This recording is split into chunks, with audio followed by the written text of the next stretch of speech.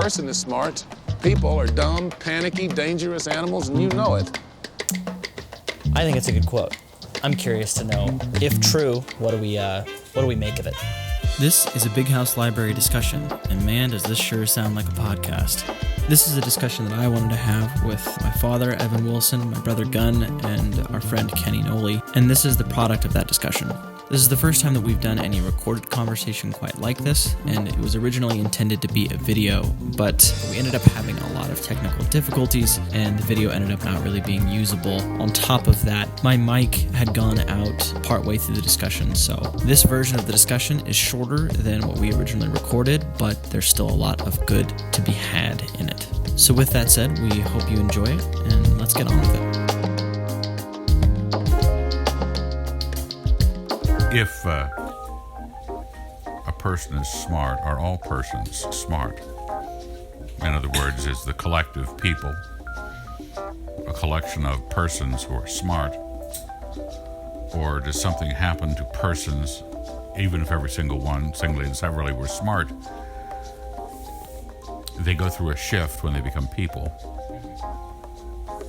Which is a possibility, but I think we all know persons who aren't smart. But it's possible that a person could be smart. I mean, I think for my own personal experience, even people that I would consider to be unintelligible in their day-to-day life, if you get a chance to reason with them, that they are capable of listening, are capable of at least having something resonate inside of them, whether they take the advice or not, there is an intelligence that is inside of them that allows them to process reason. When it comes down to a global pandemic, it's as if you don't need any reason beyond that to motivate someone to go do a thing, to go and buy up more supplies than they need just because they were told there's this global pandemic going on, and they're not going to be reasonable in their decisions after that. One person can think perfectly well, hopefully, for themselves, and they can understand what they think. But when you throw them in a group of people, for some reason, often people aren't really confident in what they believe or what they hold to. So you throw them into a group of people who think differently. Immediately, let's just say when you bring individuals together, when they become a group, there's this the whole thing about the zeitgeist or whatever, the herd mentality, like Abby said. Right. When there's a herd mentality, it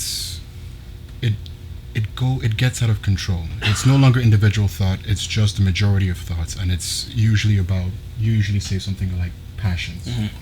Right. I was talking with Thomas Berry this morning, and I brought up the quote as well. And one of the things that he had equated it to was just you're in a big crowd of people, and if any amount of them start running, and you have the sense that they're running because they're scared of something, everybody else is going to start running. And you don't have to know what the heck it is. It's just you start making a decision because everyone else around you is doing it. Is it a bomb? Is it a monster? Is it, Okay, it goes back to inertial forces. The need for a group to move, you cannot count on rationality or the individual smarts to be reasoned with, that all of you will make the same choice. Say you had a group of 1,000 people, they were all reasonably intelligent and smart, and you put all the information before them and said, okay, decide what you're going to do. A lot of people are just going to be looking at their neighbor. Well, but if it's all reason, if it's all smarts, they will do a variety of different things, maybe in a bell curve, maybe 50% this way, 50% that way. But if you're looking to get an inertial force to act upon a society to get them to all run away in a herd, you have to speak in passions, because they all share their passions, fear or anxieties, whatever they are, even patriotism or something like that. You motivate the crowd to act passionately, the crowd will act together because their passions are fewer of choice, and they're strong inertial forces. not a good inertial force. What changes when an individual person starts making irrational choices? Because I see what the quote is doing, and I see that it's saying something that may be a truism, but in it, there's no telling me at which point does an otherwise smart person become dumb and panicky, and the nature of mob mentality. Everyone says, "Oh yeah, I know what mob mentality is. It's when people are animals together." But it doesn't tell me why people are animals together. Why didn't a group of smart people all get together in a group and make imminently reasonable choices about what to do in this circumstance? Well, it's kind of like the Mexican standoff. As a truism, it's not. You could say the guys who wrote the Constitution of the United States got together in a room, and reasonably smart individuals put together a smart program for a nation. Okay. Yes, you can have the National Institutes of Health get together and do science together and not react passionately. But as people, the quote really refers to the generic, not the specific, and it's people that get stupid because to be moved as a group, the option is not going to be your appeal to their reason. One, because they really aren't. The first part is not as true as people are stupid. Persons are not as smart as people are stupid. Persons are occasionally smart and not that occasionally, and you have, when your people group, that means you have everyone from the functional mental maladroit, up through geniuses, all contributing to this people group. All of them have passions, not all of them have smarts. And I think that it defaults too often to the lowest common denominator, which is the motivator of passion. Yeah. I think there are... I would gather that the majority of stupid decisions are made by people who do actually know better. That it's not a matter of intelligence. It's a matter of they want something else and they go against their own intelligence because they want something even though it's a stupid means of getting it. Well, yeah, because the smart man has passions as well. The silly man, he only has passions because he doesn't have an inertial force of reason. And so he always falls back to his urge to get him to go from point A to point B. Right. I think that slice of society is smaller than we probably would think. The slice of truly stupid, truly idiotic individuals is smaller than don't you think probably society is more like a Your pyramid? father would disagree with that. It's not a bell curve. We're all about bell curves in this day and age, because we like to look at the society as if this massive middle class is sort of nice populated and by intelligent people, rather than no, you're halfway stupid. Yeah, but while we're talking about it, we're talking about like intellectuals, or we're talking about people who can actually deal with their lives, wise people. Because if we're dealing with intellectuals, just doesn't mean that they actually know how to deal with life. They're pretty good at mathematics, but they have no idea how to treat their family, how to treat their friends, how to live a proper life. So what are we saying? What is stupid? Is it stupid mentally or stupid life-wise? Well, but I don't think you have to make the distinction between the people as whether it's wisdom or knowledge, those sorts of things, because you have to say ratio of the two forces in every given man. So even the genius is a passionate man, angry, vindictive, whatever he is those things as well, because the passions are rooted in the body urge, which every man possesses, and the sensibility in his head, whether it's wisdom or knowledge or capability in processing, is a narrower and narrower expression as you go up. The base of the pyramid is huge of people who are primarily living on their passions. That is most of the world, most of the time. Living on their passions. Even they can do their taxes. You know, they still are living with the ratio of passion to reason really out of balance. Whence comes wars and fightings among you? Is it not your passions that wage war in your members? I would agree that the majority is living on their passions. But I believe that more than 50% of those who are living by their passions, you would be able to get them into a conversation and they would admit that it was stupid to do it that way. It's not my experience. But, yeah. My impression of humanity is most people are apes. Apes that you can teach, apes that you can train, apes that you can give a function to. And you have apes that are working at Boeing, making our airplanes, that they're ultimately beastly people. Because every other part of their life, they were really good at doing the math equations. They got lots of treats. maybe maybe doing charity on the weekends, something noble like that. But they got those functions, a small set of functions, but every other part of their life is just bare minimum or lesser levels of I guess, intelligence and wisdom. So that I like to give the common man credit, but I also like to point out just how stupid the common man is by personal experience. Yeah. I think we've all had experiences in our youth. I'm still in my youth, and you realize just how dumb you really are all the time. Yes. And you find out I'm one of these apes. On what ground is the person is smart, the people are stupid? Is it in word problems? Is it if you give word problems to 1,000 people in a room, can they do them? Give it to one, can he do it? That's not really the issue. You're really talking about life choices. Yes, it's more social. I think it's just ability to reason. Is there an ability to reason? Because it's not whether or not they do reason in their day-to-day life. Do they have the ability to reason on an individual level if given the opportunity, as a person? But it comes down to, in a passion, when it says in Proverbs, tranquil mind gives life to the flesh, but passion makes the bones rot.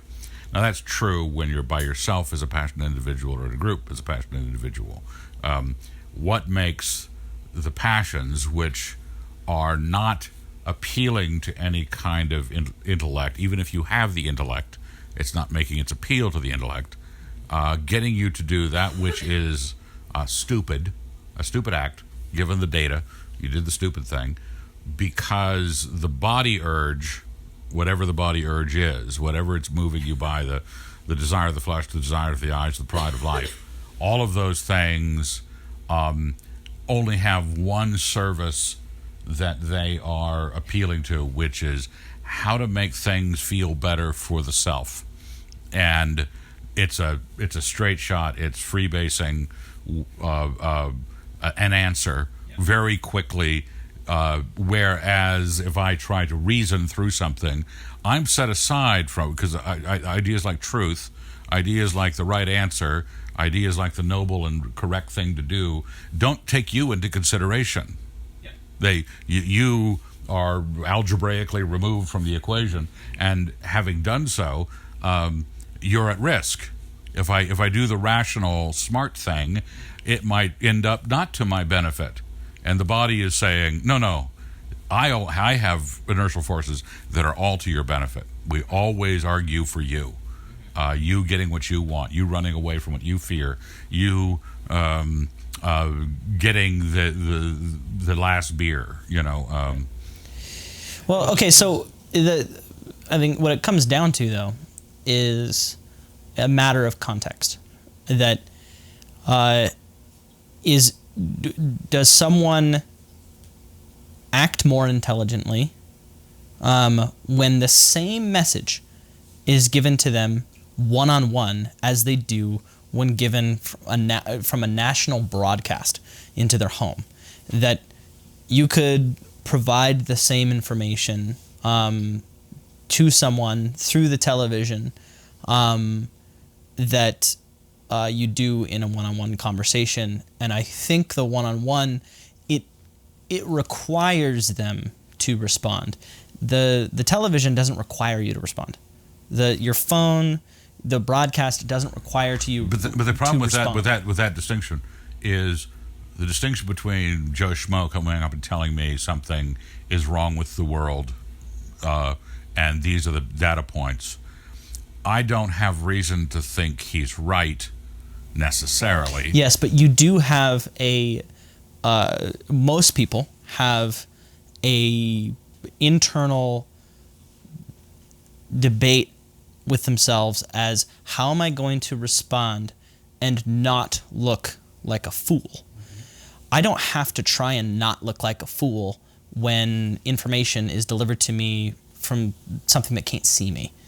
It doesn't matter to me what I look like in that situation, so I can really believe whatever I want to believe. I more quickly believe that if the President of the United States or the UN or something comes on and says, head for your bomb shelters, the end is nigh, I have very quick measurements about my protection of self that kick in, rather than the one-on-one conversation where someone's arguing with me that the end is nigh.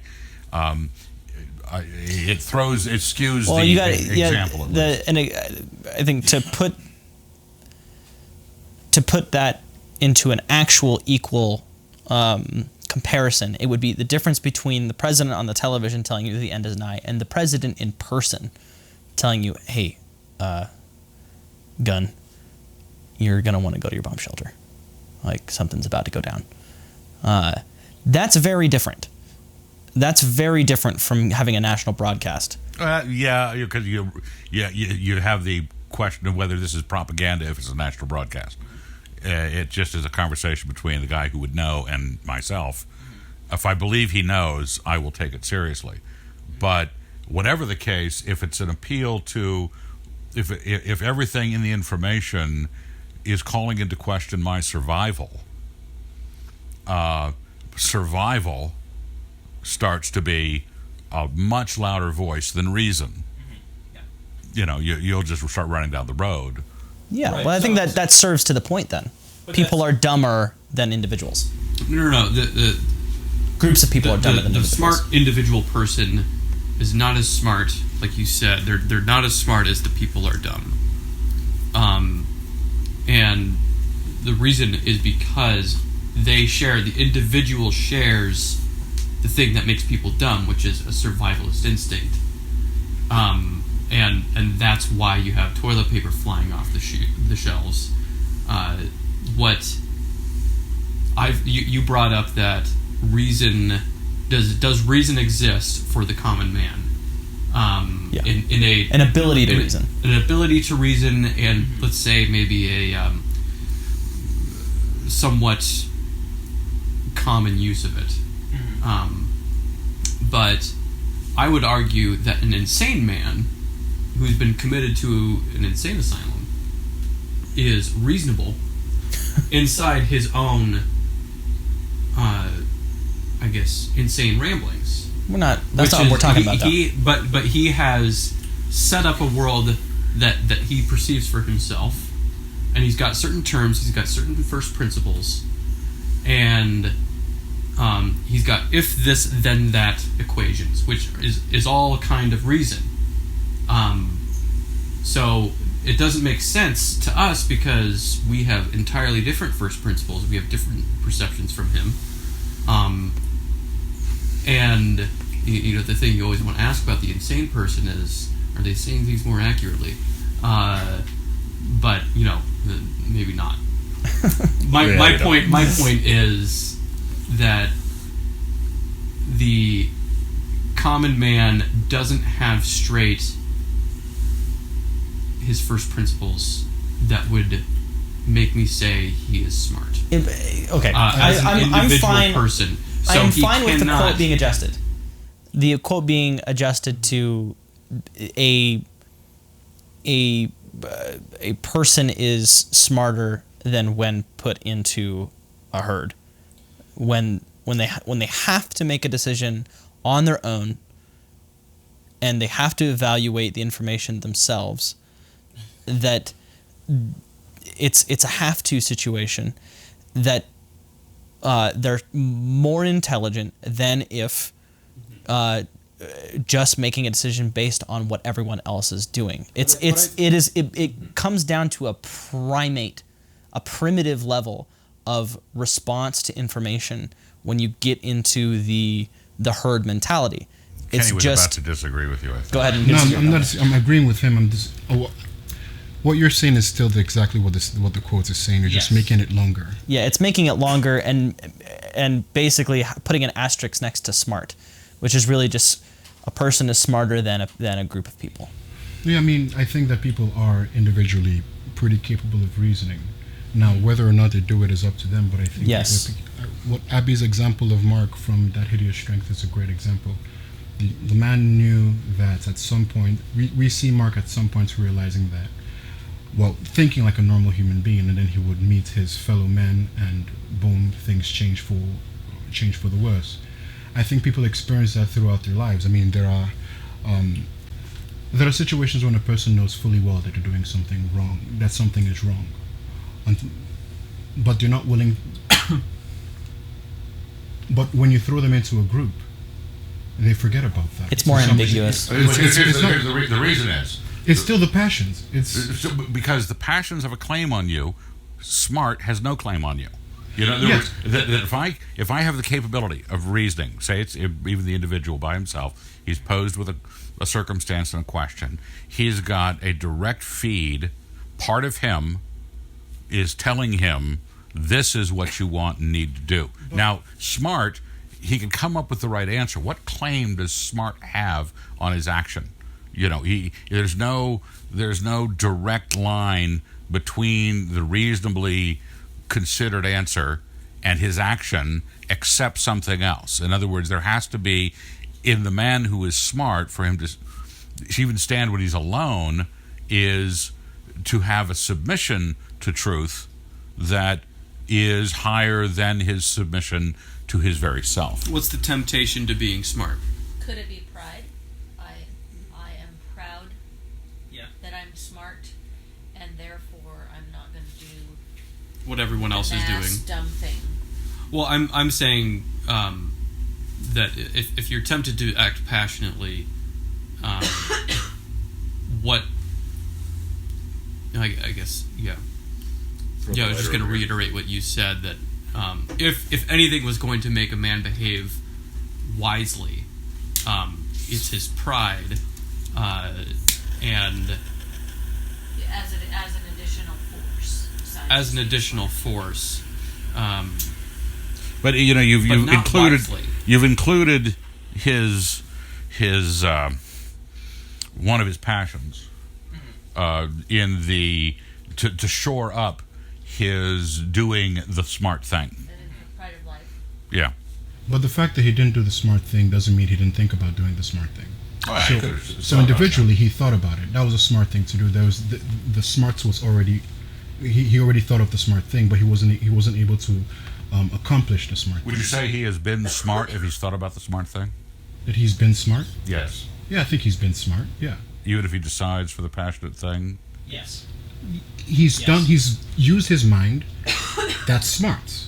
Now, doing the good thing is noble. These are I think these are very different things. Yeah, agreed. Because when we look at, for example, when we look at Paul, he talks about how before he was a Christian, before Christ came, before he experienced that new birth, that he would obey the laws of God with his mind, but he wasn't able to accomplish them with his actions. Yeah. And so I think it's a very unfair task for the average man to have for us to say that simply because they think of the good thing, they should have the capabilities to do the right thing.